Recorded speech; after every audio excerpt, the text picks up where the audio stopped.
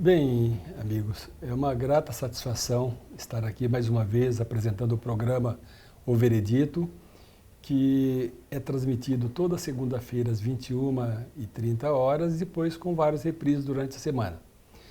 Hoje nós estamos aqui recebendo o ilustre professor, mestre, Dr. Edilson Mendes, que é formado pela Faculdade de Direito de Sorocaba, é pós-graduado pela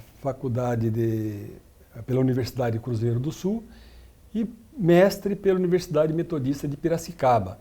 Além disso, além de professor universitário, é também coordenador do curso de Direito da Universidade Paulista. Daí a necessidade da gente estar aqui discutindo esse tema candente, né, de interesse de todos, principalmente para aqueles que pretendem ingressar num curso de Direito. Por isso que nós vamos debater aqui, discutir a questão do ensino jurídico. Doutor Edilson, tudo bem com o senhor? Tudo bom, doutor Gel. É uma satisfação recebê-lo. Eu vou lhe conceder um minuto para suas breves considerações a respeito. Eu quero só agradecer o convite. Para a gente é sempre um prazer poder contribuir com os programas jurídicos e poder, nesse momento, compartilhar daquilo que nós temos vivenciado. E estamos à disposição para debatermos, para conversarmos. Muito mais uma conversa, né, do que qualquer outra coisa. Verdade. Muito obrigado, a satisfação é nossa. Adentrando ao tema aqui propriamente dito, doutor Edilson, eu gostaria que o senhor dissesse ao nosso público, né, o público telespectador, que é composto de advogados, de estudantes de direito, da população de uma forma geral, né, a respeito de como o senhor enxerga o ensino jurídico no nosso país. Eu penso que nós vivemos, às vezes, momentos distintos. Atualmente, não obstante a crise que vivemos, eu penso que todos devem se qualificar. O mercado está aí, em busca sempre dos melhores. Então, aqueles que procuram uma boa formação, aqueles que procuram uma boa especialização, são aqueles que vão realmente serem bem-sucedidos na carreira jurídica. Obviamente que nós temos o nosso papel dentro de uma universidade, dentro do mundo acadêmico, em preparar esses alunos da melhor maneira para a vida, para a profissão, e é isso que nós fazemos, tentamos fazer, e sobre isso que a gente poderia estar falando também mais um pouco. Muito bem. Uma outra questão, né, que as pessoas falam assim de uma forma voraz, crítica, né, é no aspecto de que o cidadão, ele termina o curso de Direito, ele vai se submeter ao exame da ordem, que o índice de reprovação, ao que consta, beira aos 90%, então significa que 10% apenas consegue adentrar no mercado de trabalho como advogado, né? Porque para prestar um concurso para a magistratura, para o Ministério Público, há necessidade do exercício, pelo menos, de 3 anos na advocacia. E em havendo essa grande reprovação, isso não é uma consequência da má qualidade de ensino jurídico no país, ou existe um outro viés? Eu acho que podemos até considerar. Eu sempre enfatizo aos nossos alunos de que eles procurem a excelência, né? Procurem ao máximo fazer daqueles 5 anos o início da sua vida, dos seus estudos, e que só não fiquem nisso, porque posteriormente a isso eles vão ser exigidos, como nós somos exigidos a vida inteira, para estudar o direito. Então, na verdade, o aluno que venha e se conscientize disso, ele vai ter uma probabilidade, uma possibilidade maior de ser bem-sucedido, inclusive no exame da ordem. Existem essas velhas máximas que não ficam velhas, de que é o aluno que faz o seu curso, e é bem verdade. Nós temos alunos que, atingindo o 10º semestre, o seu 5º ano, já está apto para passar no exame da ordem, e normalmente são os alunos que se empenharam mais, que estudaram mais e que procuraram se aprofundar, e são aqueles que vão estar aptos para serem aprovados no exame da ordem. É uma realidade que a gente constata, e aqui ninguém está falando nenhuma inverdade, não estamos jogando conversas ao vento. Infelizmente é essa realidade que a gente enxerga que vem ocorrendo no nosso país. O cidadão ele ingressa numa faculdade de Direito, num curso de Direito, a sua intenção é se tornar um advogado, é se tornar um magistrado, é se tornar um membro do Ministério Público, um delegado de polícia, ir trabalhar como fiscal da Receita Federal, enfim, a gama parece-me que é bem grande, né, doutor Edson, para aqueles que cursam uma faculdade de Direito. É bastante vasto, realmente, o campo.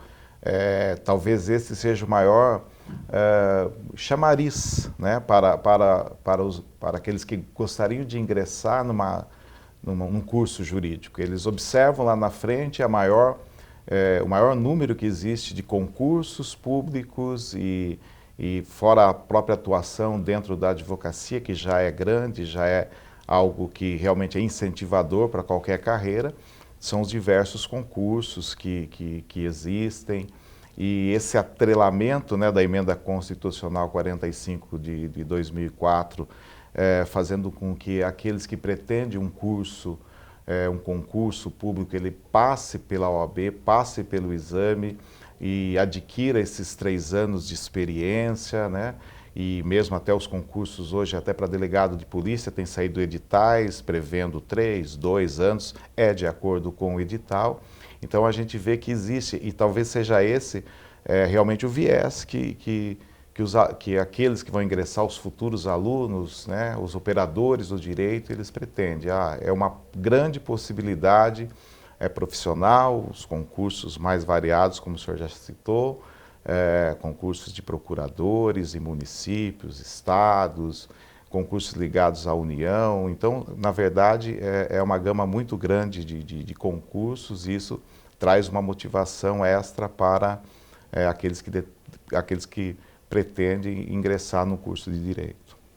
Olha, uma outra realidade que nós temos observado ao longo da nossa experiência profissional é o seguinte, e isso acabou desembocando agora, recentemente, na questão dos médicos que foram contratados para vir para o Brasil.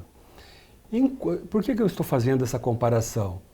Porque existe uma quantidade muito pequena de faculdades de medicina, que não é o foco da nossa discussão hoje aqui, e em contrapartida existe uma quantidade muito grande, exagerada até, de cursos de direito. Fala-se, inclusive, que nós temos 10 vezes mais cursos jurídicos do que os Estados Unidos do Brasil. Então existe uma massificação.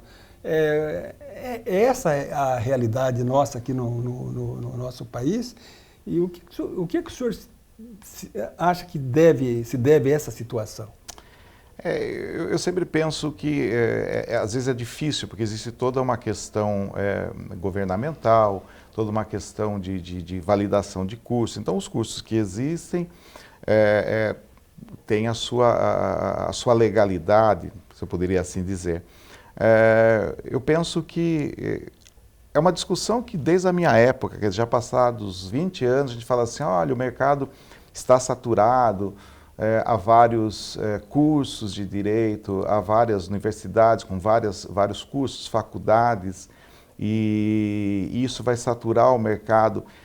Eu acho que às vezes que essa lei da oferta e da procura, né? Ainda que tenhamos muitos bacharéis em direito, uma grande parte se torna advogado, outra não, outra vai trabalhar nos diversos ramos aí profissionais.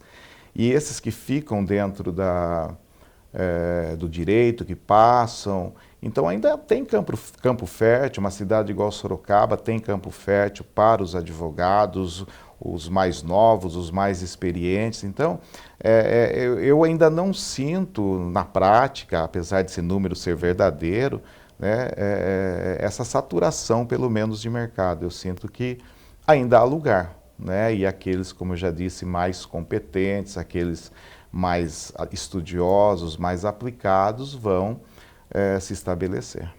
É uma realidade, porque nós vivemos num país onde impera o princípio da livre iniciativa, né?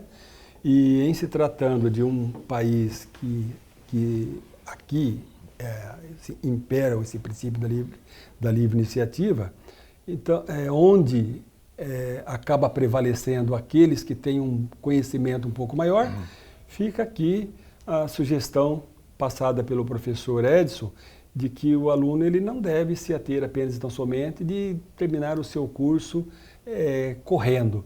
Ele tem que procurar estudar, pesquisar, ver a doutrina, a jurisprudência, sair um pouquinho da sala de aula, porque com certeza aquele que é um bom profissional, para ele não irá faltar mercado de trabalho. Porque a gente vê, um bom pedreiro, ele vai estar sempre trabalhando, um bom mecânico, ele sempre tem o seu serviço, o bom médico não falta serviço para ele, o bom advogado também não. Mas para atingir esse patamar, há necessidade de que seja aquela busca constante e quase que eterna na busca do conhecimento. É isso mesmo, professor? Exatamente. Na verdade é assim, eu penso que todos nós temos qualidades e defeitos. Eu não gosto de atribuir mais defeitos do que aqueles que eu tenho, mas eu sou um grande incentivador. Os nossos mais de 1000 alunos sabem disso, eu falo isso para eles, que eles precisam, na realidade, pensar positivamente, pensar para cima, que eles vão competir, mas que eles vão vencer. Obviamente que só esse incentivo não adianta, eles precisam fazer por onde, não há resultado sem sacrifício, né? Aqueles que buscam, que se sacrificam, vão ter resultado. Mas eu penso que no meu papel, eu não faço um papel inverso de desmotivá-los, muito pelo contrário, eu os motivo, falo que eles devem estudar, e acho que esse é o grande diferencial que nós fazemos como docentes. Incentivar, ensinar e principalmente observar o crescimento. Eu falo muitas vezes que esse é o nosso maior prêmio, ao final de 5 anos, você observar alguém que entrou extremamente cru, se podemos assim chamar, e ao final você observar a pessoa totalmente formada, com conhecimento, já encaminhada para esse aprofundamento que o senhor falou, em termos de pesquisa, em termos de estudar mais, exatamente. Mas esse é o nosso papel que nós fazemos como docentes, é prepará-los e ao final ficarmos assim felizes por ver o resultado que nós obtemos. Bom, nós vamos para um rápido intervalo e nós retornaremos em breve com o nosso programa O Veredito. Não saia daí.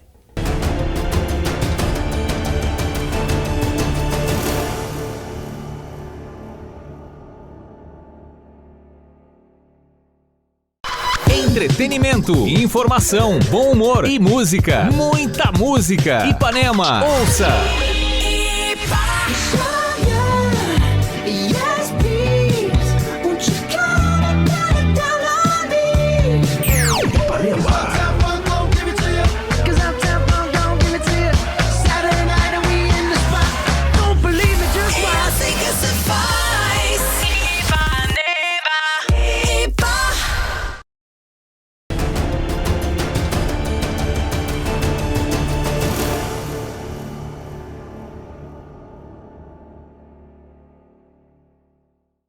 Bem, hoje nós estamos aqui recebendo a ilustre visita do professor Edilson Mendes, advogado, pós-graduado, mestre, professor universitário, coordenador do curso de Direito da Unip, do campus aqui de Sorocaba. Doutor Edilson, uma pergunta assim que não quer calar.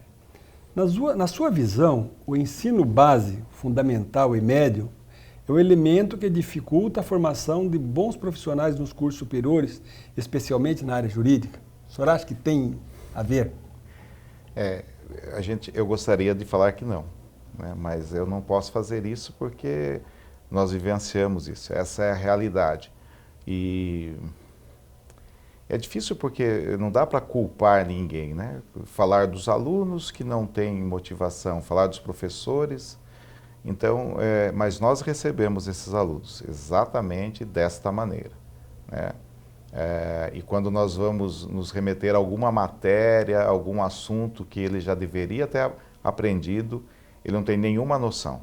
Então, é um assunto que eu penso que nós poderíamos conversar por muito tempo, se quiséssemos, mas é um assunto preponderante, porque eu acho que nós sentimos, não é nem achar, nós sentimos. São os alunos que vêm sem uma pequena bagagem, não precisava vir com conhecimento muito amplo, mas uma pequena bagagem que iria ajudá-los a desenvolver melhor a todas as aulas, seja de início. Então, na verdade, a gente vê que tem que ser um aprendizado de um assunto que eles já deveriam dominar. Isso não há discussão, nós sentimos, é diário e, na verdade, nós precisaremos ter algo diferente, né? Os alunos chegarem sabendo pelo menos o básico da história, o básico de alguns acontecimentos que para o direito são importantes e a gente observa que eles não têm esse conhecimento,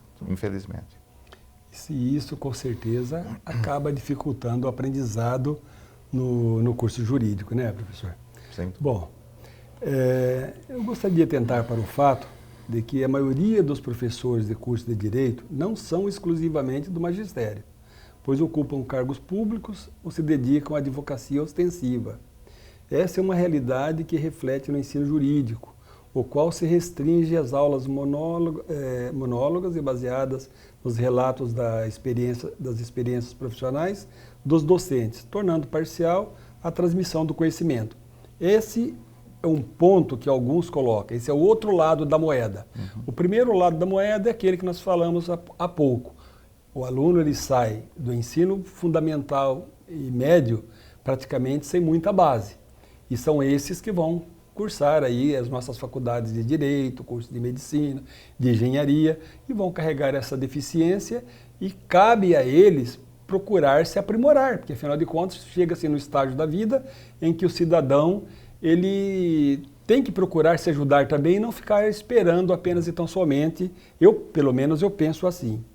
E agora, nesse outro lado da moeda, em que se diz que no magistério, basicamente do curso jurídico, não tem ali, não é o caso do professor Edilson. O professor Edilson, ele, como já foi colocado aqui, é advogado, mestre, professor universitário, uma pessoa altamente qualificada, procurou buscar o conhecimento para poder transmitir o conhecimento. Mas a grande maioria do que nós enxergamos aí, segundo as críticas que nós ouvimos também por aí, é que o ensino jurídico, na maior parte das universidades, os professores, às vezes, eles não têm aquela dedicação exclusiva, ele tem outros afazeres. O curso, a atividade de professor, a atividade no magistério, passa a ser quase que um bico, que acaba atrapalhando também na formação do aluno. O senhor enxerga isso, professor? Eu observei bem a sua colocação, ela é pertinente. Eu vejo dois viés, né? O primeiro é quanto ao aluno chegar com essa dificuldade. Eu penso que também é nosso papel formá-lo. Então nós temos que suprir essa necessidade de alguma forma. Se nós constatamos que é uma realidade que ele chega dessa maneira, ok, então nós precisamos fazer a nossa parte e fazemos. Eu acho que esse é o nosso papel, nós estamos lá para ensinar. Eu tenho a minha maneira de ensinar e eu falo para os alunos, eu estou aqui para ensiná-los. Vocês vão aprender o direito comigo. E nós vemos isso em todos os professores. Quanto a essa outra colocação, talvez eu vou alegrá-lo, porque nós temos sim, nós já tivemos juízes, promotores, temos hoje delegados, mais advogados, mas a maioria, nós somos 24 professores, eu poderia dizer que cerca de quase 20 se dedicam à docência. São professores, doutores, mestres, especialistas que se dedicam à docência no curso de Direito da Unip. Então, esse quadro é sabido, porque eu já participei desse quadro, é verdade, só que ele modificou com o passar dos anos, e hoje é essa a realidade que nós temos. Um universo de 24 professores, nós temos quase 20 só dedicados à docência. sem ter uma atividade paralela. Puxa, que maravilha. Nem advogando eles estão, pelo tempo que eles têm para ministrar as aulas, a maioria nem tem tempo para advogar. Puxa, isso o senhor falando da Universidade Paulista, Exatamente. da Unip, onde o senhor Isso. leciona e é também coordenador do Isso. curso. Bom seria se a realidade de todos os cursos jurídicos do país tivesse esse espelho, né? Agora, uma outra questão. O MEC, sem querer traçar nenhuma crítica política, porque o nosso papel não é esse aqui, não é esse, ele tem alguma exigência no sentido de que uma universidade, uma faculdade, um curso de direito, ele obrigatoriamente tem que ter uma determinada quantidade de mestres, de doutores, de pós-graduados, notório saber jurídico. Como que funciona isso, professor? Não, existe sim. A legislação, ela te dá um número, né, de doutores que você precisa ter, sim.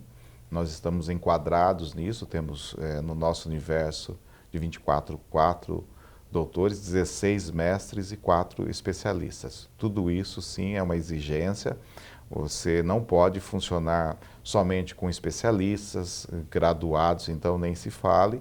Não pode funcionar somente com mestres, você tem que ter os doutores, você tem que ter os mestres e pode ter, sim, os especialistas. Hoje, aqueles que nos procuram, ex-alunos, eu enfatizo isso. Você quer ir para a carreira profissional, faça um curso de pós-graduação, direito tributário, direito do trabalho, aquilo que você tem o gosto pela matéria. Agora, se você quer ir para a docência, já parta para uma titulação, já parta para um mestrado, já parta para um doutorado. Mesmo assim, nós temos muitos mestres e doutores que também não dão aula, que gostariam de dar aula. Então, essa é uma exigência assim, legal, o MEC exige e nós cumprimos essa exigência.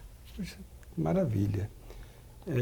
Pelo menos aqui em Sorocaba, sem querer recomendar a vocês que estão assistindo, estão ouvindo, e as palavras que o professor Edilson diz aqui, a gente endossa, né? Pela seriedade do curso e pela seriedade dele. Porque se não fosse assim, eu tenho certeza que ele não estaria lecionando e coordenando o curso de Direito tão importante para a vida das pessoas. Mas eu vou entrar aqui, professor, num assunto que o senhor já disse, que a partir do 3º e 4º semestres letivos, os alunos entram em um processo de desilusão, porque começam a perceber as inadequações do ensino em relação à vida profissional.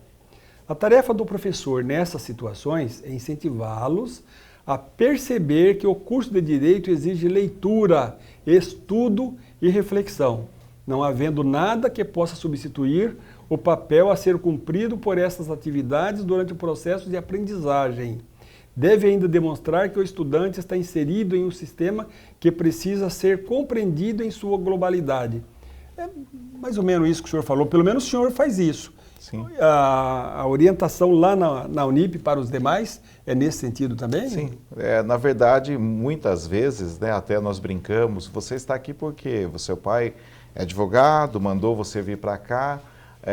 Às vezes o aluno já sabe o que ele quer da vida, ele já está determinado, às vezes não, ele precisa sim de uma orientação e a maioria, nós não temos obviamente números, mas a maioria está ali consciente, mas tem alunos também que muitas vezes está perdido, né? Tem alunos que vai entender o curso muitas vezes.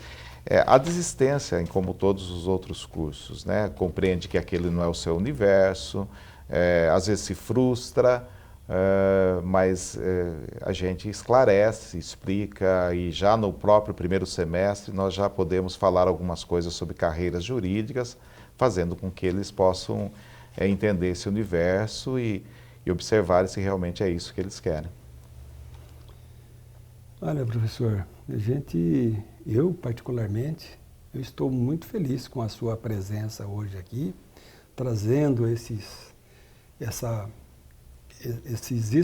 esclarecimentos em especial para o público telespectador, para aqueles que ainda estão em dúvida que carreira seguir, aqueles que estão terminando o ensino médio, né? E há uma vocação por trás disso, alguém querendo fazer um curso de Direito, cursar uma faculdade de Direito, e o senhor vem aqui e traz todas essas informações de interesse da sociedade.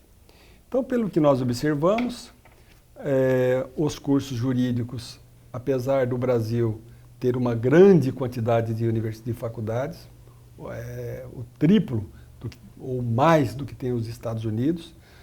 Eu ouvi, certa ocasião, de um ministro italiano, em um congresso que eu participei, que ele informava que o estado de São Paulo, pelo que foi passado para ele, tinha mais advogados do que a Itália, né? Isso é uma realidade. A pergunta que viria aqui em seguida seria o seguinte: Sorocaba, como tem aqui 6.000 advogados, né, e outras cidades grandes têm muito mais, como Santos, São Paulo, então nem se fala, essa realidade. Eu vou já passar para o senhor fazendo as suas considerações finais, que nós estamos chegando ao final. Nós estamos mesmo assim, voltando a essa questão da saturação, professor? Eu não acredito, mas também se alguém me trouxer isso estatisticamente, me provar, eu não vou poder refutar. Mas o que a gente sente na prática, na verdade, das pessoas é que elas continuam tendo oportunidades e que todos os dias é um novo dia e essas pessoas que têm competência estão se sobressaindo e vão continuar se sobressaindo. Eu sempre acho que a vida é assim. Todos têm as mesmas oportunidades e aqueles que se esforçam vão ter melhores resultados sempre. E, logicamente, que há pessoas que vão se frustrar com o mercado de trabalho, há pessoas que realmente não vão ser bem-sucedidas, nem todos serão bem-sucedidos, é uma realidade em todas as profissões e a advocacia também não fica fora disso. Agradeço a sua presença ilustre aqui, que veio lançar luzes sobre esse tema, que se fôssemos discutir, nós poderíamos passar aqui horas e horas, mas como o tempo é limitado, eu vou encerrando por aqui, agradecendo a sua presença mais uma vez. Obrigado, Joel, eu que agradeço pelo convite e pela satisfação de participar do seu programa. Muito obrigado e continue nos assistindo, colaborando, enfim, para também o seu próprio conhecimento, porque afinal, quem dá o veredito é você.